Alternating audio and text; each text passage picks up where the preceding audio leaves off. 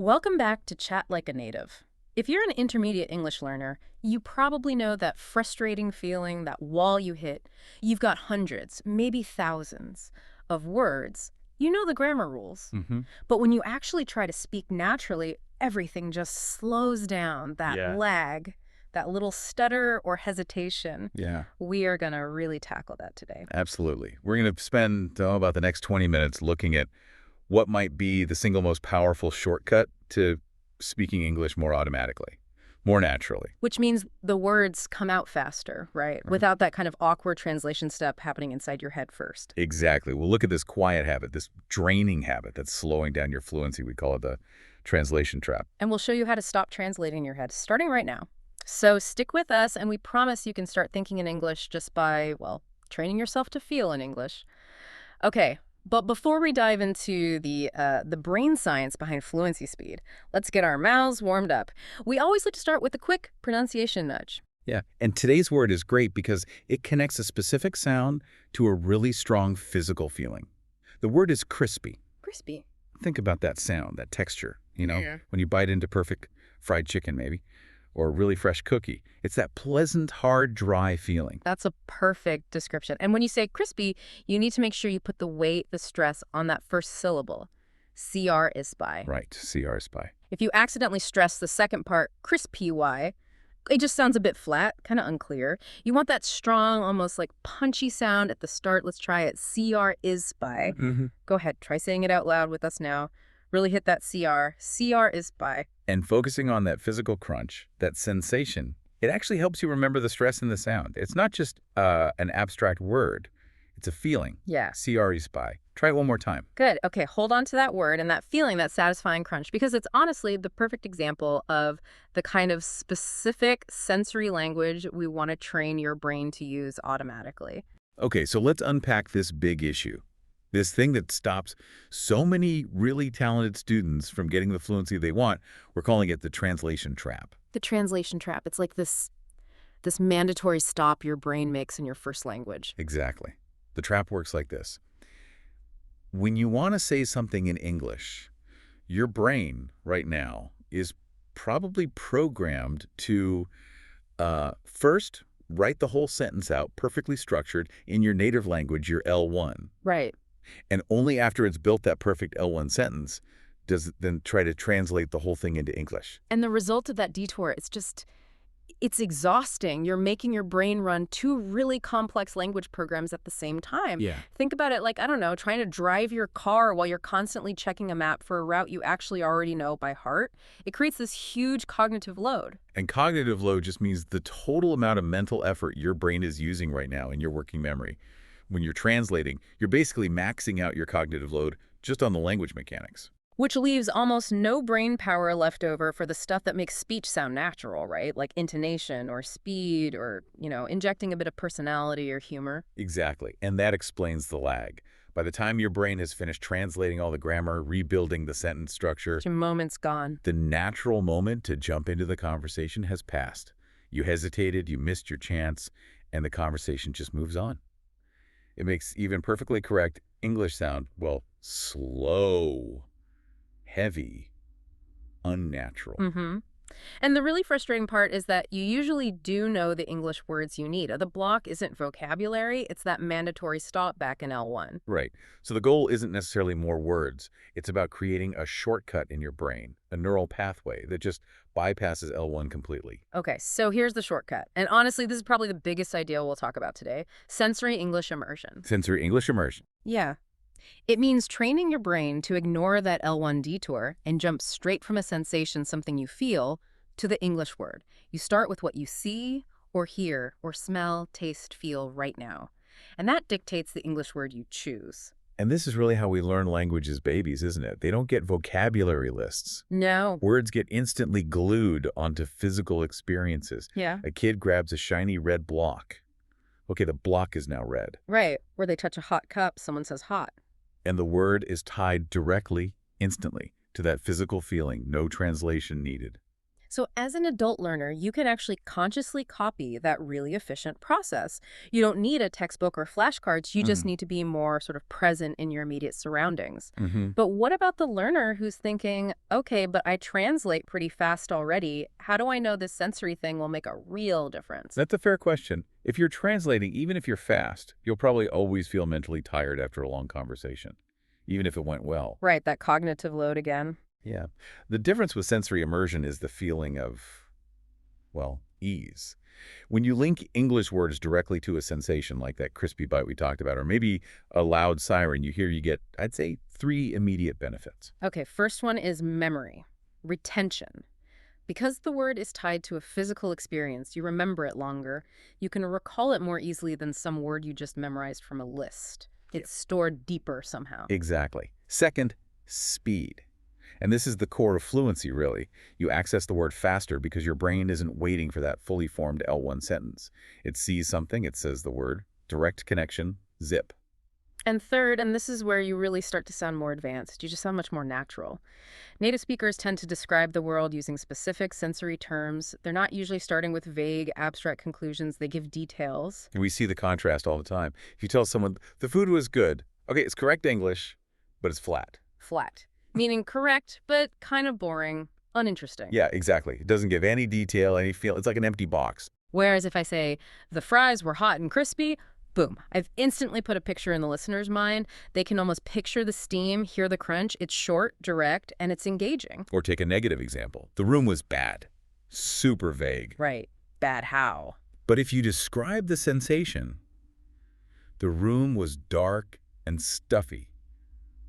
Ah, okay, now I get it. Stuffy means the air feels old, maybe smells a bit bad. It's hard to breathe comfortably. You've given me a physical experience, and processing that requires basically zero translation effort from me as the listener. That's the key point. You're not trying to be some kind of poet or use massive, complicated words.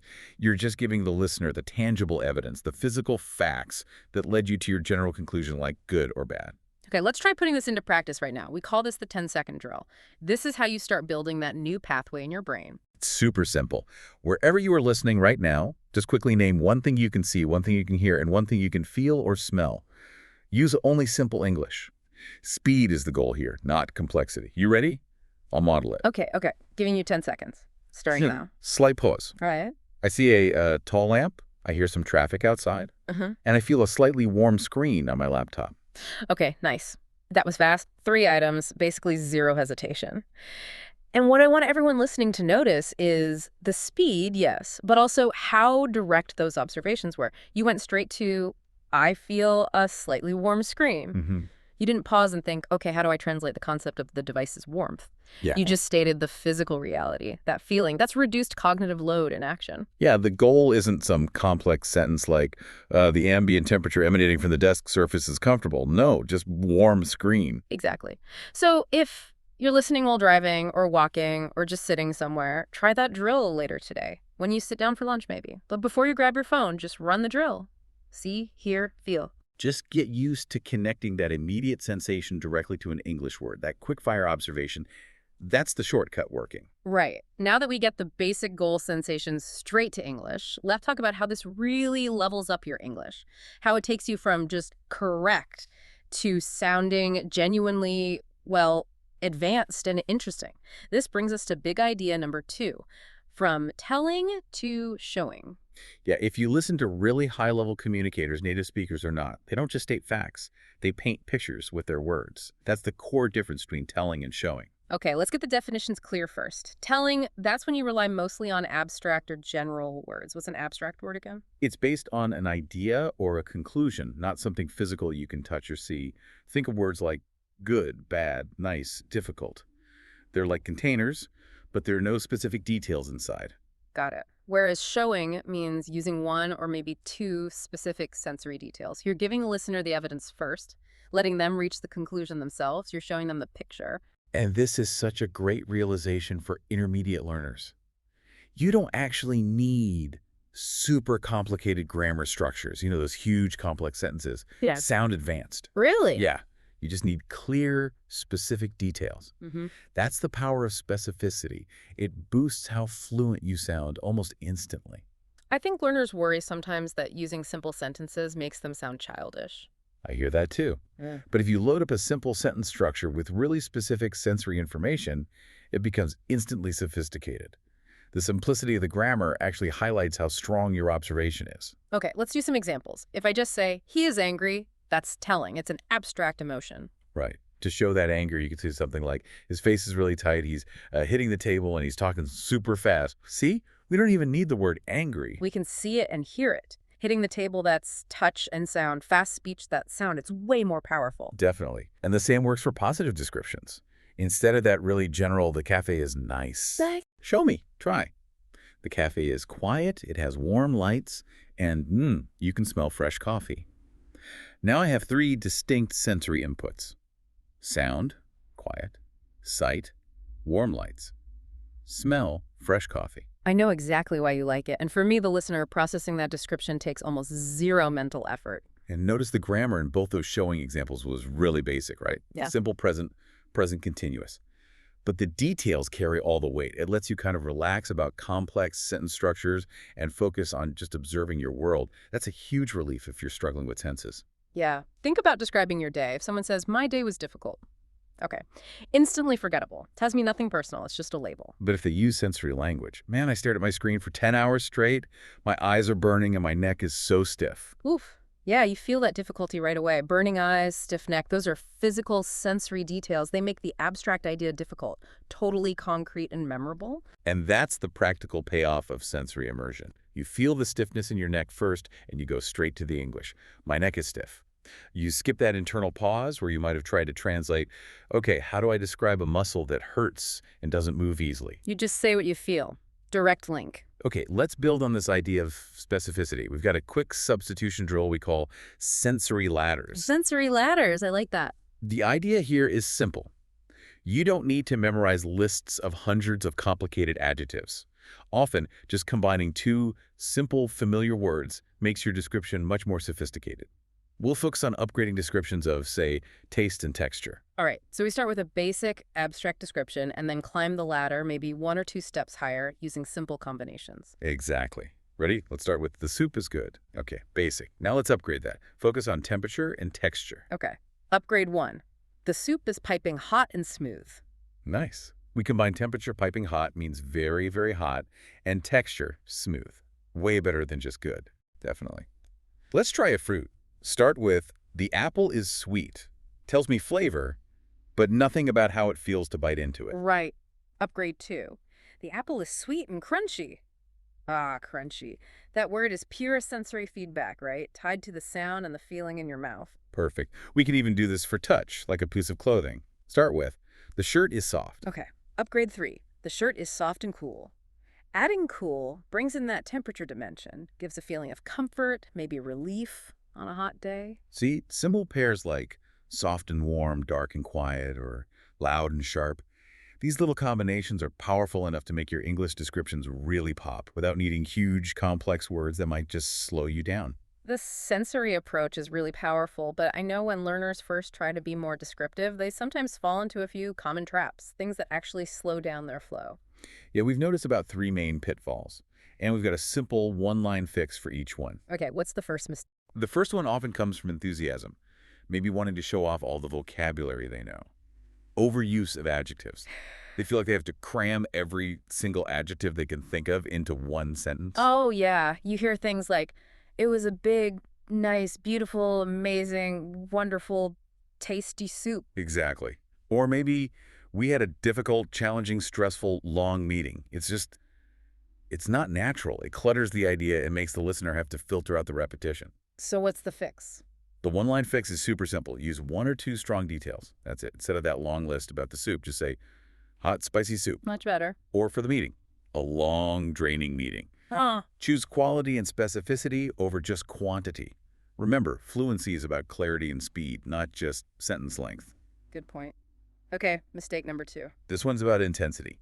Choosing dramatic words for normal things, basically failing to match the strength of your word to the actual situation. This often happens when translating a strong word from L1 that doesn't quite have the same level of intensity in English. Right, like maybe the coffee is just a little bit bitter or slightly burnt. And you say, oh, this coffee is disgusting and repulsive and horrible. you're drastically overstating the feeling. When your word choice is way stronger than the reality, it sounds unnatural. Native speakers tend to use more nuance. Okay, so the fix. The fix is match the strength of your word to reality to sound more natural.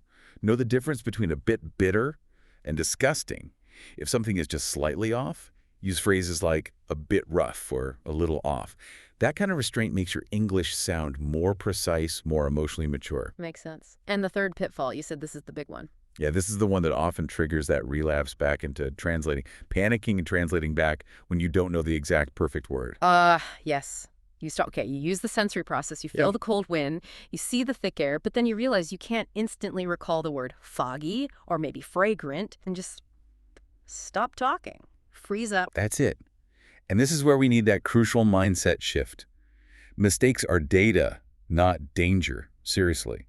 The goal of fluency practice is communication, keeping the flow going, not pausing endlessly for technical perfection. You have to keep the English stream moving forward. So the fix must be about keeping going, right? Exactly. The one-line fix is, if you don't know the precise word, use the nearest simple English description you can think of. Don't know fragrant? Just say nice smell or sweet smell. Don't know foggy? Say white air or can't see far. Does that sound perfectly elegant or advanced? Maybe not always, but is it clear? Yes. And is it building that automatic direct-to-English pathway? Absolutely. The second you pause to mentally search your L1 dictionary, you're reinforcing the old translation trap. Use simple descriptions, keep talking, and you can always look up fragrant or foggy later on. All right, time for a quick mini quiz.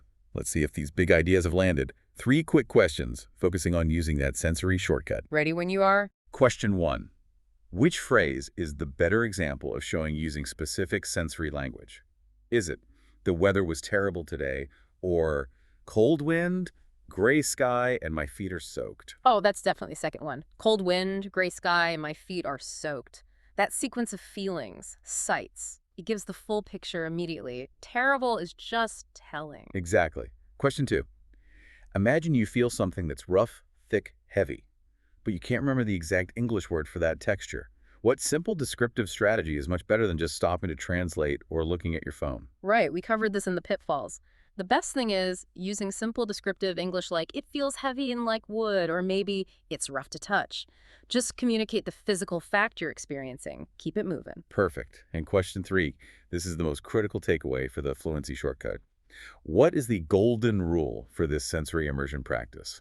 What's the correct order of operations? The golden rule has got to be feel first, then find the English word. That's how you bypass your first language. That's the direct automatic link that speeds everything up. Nicely done. Okay, that brings us towards the wrap-up. This whole strategy sensory English immersion, it's really designed specifically to kill that draining, high-effort stop your brain makes in L1. So, let's boil it down. Here are the 3 key practical takeaways you need to start using today. Number 1, stop translating. You have to actively train your brain. Sensation first, what you physically see, hear, taste, smell, feel, then straight to the English word. That's the core shortcut. It drastically cuts down that mental effort. Number 2, show, don't tell. Swap out those general abstract words like good or bad. Instead, use specific concrete sensory details, like hot coffee, creamy soup, loud music, a stiff neck. Specificity is really the secret sauce for sounding advanced. Number 3, use simple combinations, sensory ladders. You upgrade your language not by hunting for super complex words, but just by pairing 2 simple ones you already know. Think soft and warm, dark and quiet, sweet and crunchy. Okay, and now for your challenge. We want you to try the Upgrade 1 Detail drill, just for 60 seconds sometime today. Yeah, sometime when you're maybe eating lunch or making tea, commuting, even just waiting in line somewhere. Choose one object around you. Don't just name it. Describe it with one extra specific sensory detail. For instance, don't just think coffee. Think or say steaming, strong coffee. Don't just see wall. Notice cold, rough wall. Just give yourself 1 minute, 60 seconds to do this drill at least once today. And really notice how much faster the English words come when you focus on the physical sensation first. If you stick with this practice feel first, then speak every day, you really will notice an immediate difference. Your English will feel faster, more direct, more natural, and honestly, it'll feel easier because your brain's actually doing less work. That's it for our look at sensory English immersion today. We really hope you start feeling in English. And next time, we're going to break down how to use those common filler phrases, things like, I mean, well, not as signs that you're forgetting words, but actually as tools to help you sound less hesitant, more fluid, and yeah, more like a native speaker. We'll see you next time on Chat Like a Native.